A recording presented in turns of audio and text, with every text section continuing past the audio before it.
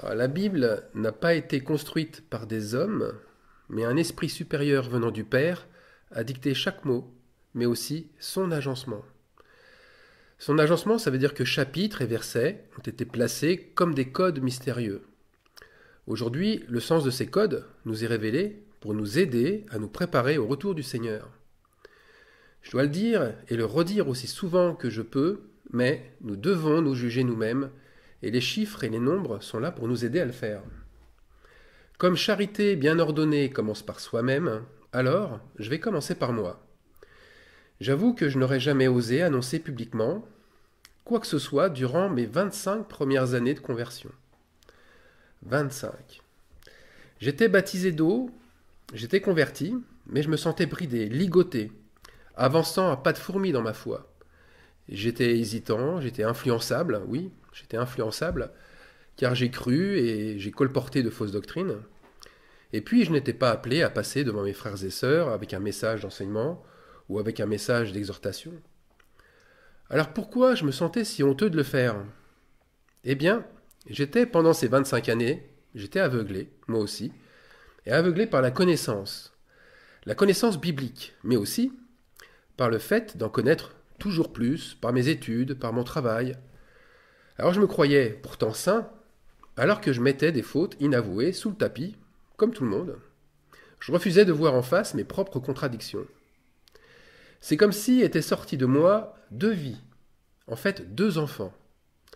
L'un chasseur, compétiteur, qui se fatiguait à vouloir s'élever spirituellement et socialement. Ça, c'était depuis ma première conversion, depuis le 25 juin 1989.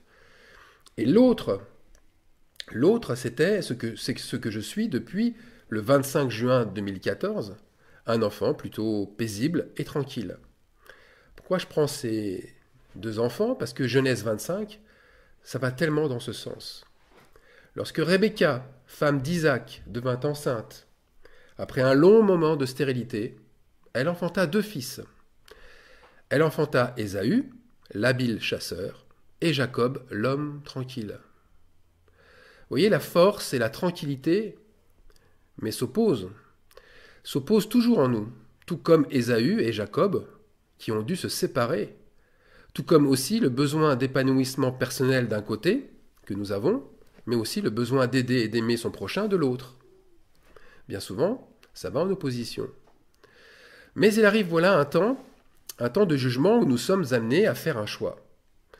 Et le choix pour soi, pour son épanouissement personnel, eh bien c'est malheureusement le choix du plus grand nombre.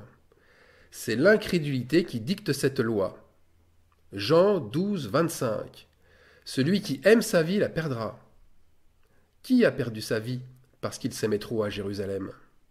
Eh bien la Bible nous le montre dans 2 Rois 25. Une fois Jérusalem assiégée et une fois la famine au plus haut dans la ville, ceux comme le roi de Juda Sédécias qui se croyaient saints et qui se croyaient protégés de Dieu, eh bien ils s'enfuirent avec lui par une brèche qui a été faite dans les remparts. Mais voilà, ils furent rattrapés, dispersés, tués pour certains, et emprisonnés et emmenés en captivité pour les autres. Alors je reviens au nombre 25. Que nous enseigne le nombre 25? 25, c'est le nombre de l'incrédulité, c'est celui de l'aveuglement. C'est le témoin de notre apparente contradiction. Un nombre qui renvoie l'homme ou la femme à ses propres contradictions. On croyait savoir, on croyait voir clairement, on se croyait saint, et même plus saint que les autres. On se croyait plus intelligent, mieux instruit. On croyait aussi avoir bien agi. Mais il en est tout autrement. On s'est trompé, on s'est fourvoyé sur soi-même. Regardez Jean, chapitre 7, verset 25. Quelques habitants de Jérusalem disaient « N'est-ce pas là celui qu'il cherche à faire mourir ?» On a aussi Jean 8, 25. « Qui es-tu » C'est une question en parlant de Jésus. En disant cela, eh bien, ces Judéens se trahissent, ils dévoilent leur incrédulité. Ils jugent à l'apparence, au fait, mais ils ne jugent pas selon la justice. Ils ne jugent pas selon le cœur. Sinon, eh bien, c'est le Fils de Dieu qu'ils auraient dû reconnaître. Mais alors, comment le reconnaître? Comment le reconnaître alors qu'ils ont fait de Jésus une idole? Eh bien, ils n'ont aucun discernement. Ils pensent que Jésus doit arriver de nulle part, comme un ange. Ça, c'est le verset 27 qui nous le dit. Alors même Jean, chapitre 10, verset 25, on voit Jésus insister. Jésus qui insiste encore sur leur aveuglement en ouvrant une porte, mais une porte qui devrait les faire voir. Voilà ce que dit Jésus. Je vous l'ai dit, et vous ne croyez pas. Les œuvres que je fais au nom de mon Père rendent témoignage de moi. Donc, ça veut dire que les œuvres qui sont faites au nom du Père rendent témoignage de qui je suis. Ça, c'est Jésus qui parle comme ça. Alors bien sûr, on se met toujours du bon côté. On se met toujours du côté des disciples, qui eux, à coup sûr, voient clair. Eh bien, c'est encore une erreur. Jean 13, verset 25. Et ce disciple, s'étant penché sur la poitrine de Jésus, lui dit « Seigneur, qui est-ce » La question était pour connaître le traître qui devait livrer Jésus. Eh bien, Jean, le disciple, pourtant si proche de Jésus, n'a rien vu venir. Pourquoi n'avait-il pas le discernement de ces choses? Posons-nous les bonnes questions, mais les bonnes questions pour qu'elles nous renvoient nos contradictions. Psaume 25, versets 2 à 4. Ce psaume donne un aperçu de la confusion de ces croyants qui sont aveuglés. Que mes ennemis ne se réjouissent pas à mon sujet. Tous ceux qui espèrent en toi ne seront pas confondus. Écoutez bien là, ceux-là seront confondus qui sont infidèles sans cause. Le nombre 25 confirme un état de honte. Pourquoi la honte? Parce que la confusion, l'état confus, c'est la honte. On prend conscience à ce moment-là de la duperie. Et plus encore, on prend conscience qu'on a été à l'origine de la tromperie. On s'est trompé soi-même. Pourquoi? Eh bien, c'est Romains 11, 25 qui nous le dit. Car je ne veux pas, frères, que vous ignoriez ce mystère, afin que vous ne regardiez point comme sages. C'est qu'une partie d'Israël est tombée dans l'endurcissement. Voilà, l'endurcissement, ça va tellement avec l'aveuglement. Et ces deux choses produisent ensemble le fruit qui est la honte. Ce nombre 25. Et là, on voit bien, c'est la honte de s'être trouvé sage. La honte ici provient d'un croyant qui clame sur tous les toits sa bénédiction, qu'il est sous la protection de son Dieu. Mais les faits, eh bien, les faits prouveront le contraire, ou lui prouvent le contraire déjà. À cause de sa mauvaise conduite, eh bien, il n'y a pas de fruit. Il n'est pas en sécurité. Lévitique, chapitre 25, verset 17. Aucun de vous ne trompera son prochain. Verset 18. Mettez-moi mes lois en pratique. Mettez mes lois en pratique. Observez mes ordonnances. Et mettez-les en pratique. Et vous habiterez en sécurité dans le pays. Le pays donnera ses fruits. Vous mangerez à satiété. Et vous y habiterez en sécurité. Si ton frère devient pauvre et que sa main fléchisse près de toi, tu le soutiendras. Tu feras de même pour celui qui est étranger et qui demeure dans le pays, afin qu'il vive avec toi. Tu ne tireras de lui ni intérêt, ni usure. Tu craindras ton Dieu, et ton frère vivra avec toi. Alors pourquoi la honte touche-t-elle autant le croyant, l'israélite, le judaïte, comme le chrétien d'ailleurs? Eh bien, on vient de le lire, parce qu'il a trompé son prochain. Il a prêté en attendant un retour, alors que son frère ou son semblable était dans le besoin et qu'il réclamait de l'aide. Celui qui a trompé son frère, ou qui a trompé sa sœur, ou même son prochain, eh bien, il n'a pas craint Dieu. Pas du tout. Et c'est Matthieu, chapitre 1, verset 25, qui nous montre la vraie crainte de Dieu. Où elle est cette crainte? Eh bien, ce passage va nous montrer la sanctification. Joseph ne connut pas Marie tant qu'elle n'enfanta pas Jésus, le Fils de Dieu. Et là, connaître, c'est bien avoir des relations sexuelles. Donc croire que l'on peut tout se permettre parce que nous louons Dieu par nos paroles ou que nous sommes bénis par ce que nous produisons de saint, c'est encore entrer en contradiction avec ses propres croyances. Il y a un temps de mise à part, il y a un temps de sanctification, mais qui est indispensable. Et c'est exactement ce qu'a fait Joseph et Marie. Maintenant, le nombre 25, on l'a vu déjà précédemment, mais il renvoie à beaucoup de questionnements. Il y a beaucoup de questions, de chapitres et de versets qui posent des questions. Et déjà, dès le premier chapitre de l'évangile de Jean, les questions tombent. Jean, chapitre 1, verset 25. Par exemple, ce verset 25 sont des questions là qui vont être attribuées à Jean-Baptiste. Je lis. Et ils l'interrogèrent et lui dirent, pourquoi donc baptises-tu si tu n'es ni le Christ, ni Élie, ni le prophète? Les pharisiens, qui sont les chrétiens de notre époque, croient toujours tout savoir ou tout connaître. Leur questionnement, en fait, il montre qu'ils ne connaissent pas ce que Dieu fait. Jean 2, 25 est clair à ce sujet. Jésus connaît les cœurs, et le témoignage des gens miraculés ne les fait pas plus saints que les autres. Pas du tout. Leur miracle n'est en aucune manière un gage de vérité. Voilà ce que dit Jean 2, 25. Jésus n'avait pas besoin qu'on lui rendît témoignage d'aucun homme, car il savait lui-même ce qui était dans l'homme. Alors dans Jésus 6, 25, la foule s'étonne de voir Jésus devant eux, alors qu'il n'est pas monté dans une barque pour traverser le lac. Il s'est retrouvé d'un coup d'un seul de l'autre côté du lac. Alors pourquoi Jésus a-t-il agi de la sorte? Eh bien, c'est lui qui répond à la suite. Et voilà ce que dit Jésus. Vous me cherchez non parce que vous avez vu des miracles, mais parce que vous avez mangé des pains. Vous voyez, il y a toujours cette fausse intention qui est cachée et qui masque une fausse sainteté. L'intérêt personnel est décidément plus grand que tout sur cette planète.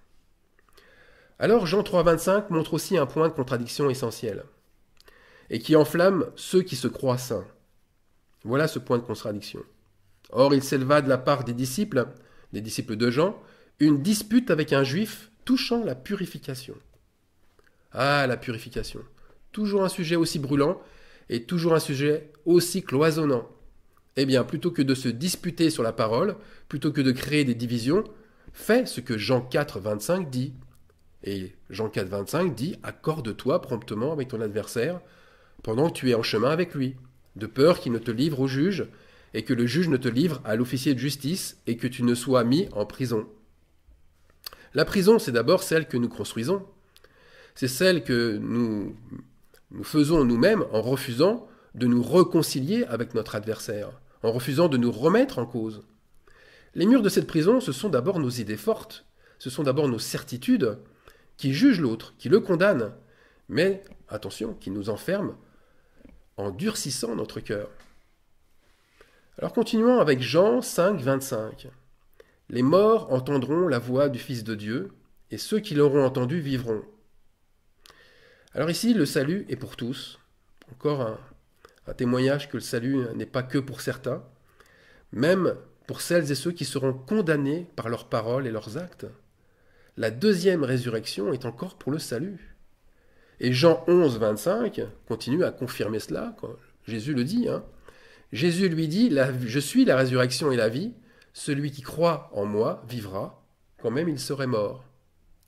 Nous avons encore là une main tendue, nous avons encore là la main tendue de Dieu par la réincarnation. Son amour est intemporel. Alors maintenant, il y a un nombre qui suit logiquement le 25, c'est bien sûr le 26. Et dans la réalité spirituelle, eh bien le 26 suit aussi le 25. Il suit le 25 puisqu'il y a un salaire. Il y a un salaire à l'aveuglement. Il y a une contrepartie à payer pour ceux qui persévèrent dans cette voie. Et le nombre 26, c'est un nombre qui avertit le croyant du châtiment à venir. Il prévient celui qui a la marque de la bête, il l'informe que s'ouvrent les portes de l'enfer pour lui. C'est pas rien. Le nombre 26 est totalement terrifiant. Reprenons le livre des Lévites. On va reprendre juste après que Lévitique, justement 25, annonce la tromperie de ceux qui ne craignent pas les lois de Dieu en agissant mal avec son prochain. Eh bien, Lévitique 26, donc le chapitre juste après, eh bien, il nous rappelle quelles sont les malédictions attachées à un peuple qui n'obéit pas aux lois de Dieu.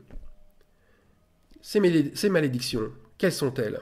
La maladie, la fièvre, des ennemis qui dominent sur eux, la fuite, c'est pas tout.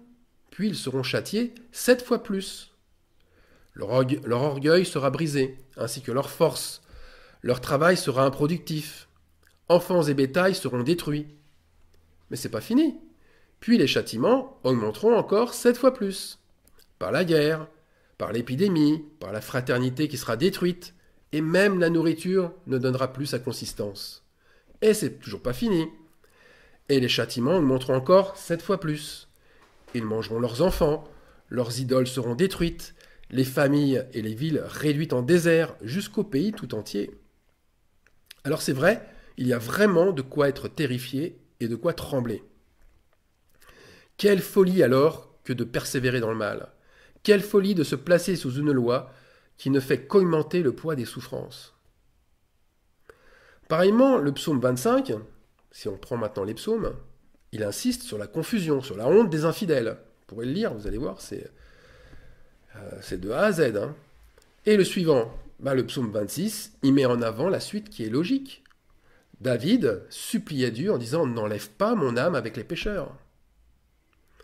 En fait, ceux qui persévèrent dans leur égarement ont exactement la même destinée que Saül qui poursuivait David inlassablement sans pouvoir l'atteindre. Dans le chapitre 26 du premier livre de Samuel, c'est ainsi que ceux qui porteront la marque de la bête seront face à leurs ennemis. Ils ne rentreront pas dans le temple pour y faire le sacrifice. Ils ne seront pas sacrificateurs. Ils seront les gardiens du temple. Chose bien différente. 1 Chronique 26 nous montre que ce sont des portiers destinés à chaque porte du temple. Alors pourquoi ces croyants-là ont-ils déchu à ce point? Pourquoi sont-ils tombés si bas? Eh bien parce qu'ils sont comme Osias, ils sont comme le roi de Juda, qu'on lit dans 2 Chroniques 26. Je vous le lis. Lorsqu'il fut puissant, son cœur s'éleva pour le perdre. On parle du roi Osias là. Il fut puissant, son cœur s'éleva, et s'éleva à tel point qu'il perdit en fait la personne, l'âme. Regardez Osias, il profana le temple, il n'écouta pas les réprimandes des sacrificateurs, il finit exilé, lépreux, donc il finit impur, jusqu'à la fin de sa vie. Et Job 26, 14 le rappelle, « Qui entend le tonnerre de sa puissance ?» Nous devons faire comme David le dit dans les psaumes, et notamment dans le psaume 26, c'est-à-dire ne pas s'asseoir avec les hommes faux qui dissimulent. Nous devons haïr l'assemblée de ceux qui font le mal. Nous devons refuser de s'asseoir avec les méchants.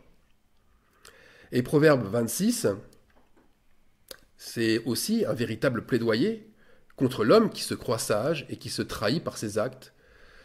C'est un insensé, cet homme, qui creuse sa fosse et qui y tombe. Il ne fait pas que de la creuser. Mais là aussi, on n'y voit que l'autre. On ne se voit pas soi, on voit l'autre. L'autre, c'est le croyant qui a chuté et qui a fini par trahir. Et jamais on ne se remet en cause. Non, 26, c'est un nombre pour les autres. Est-ce que vous croyez cela?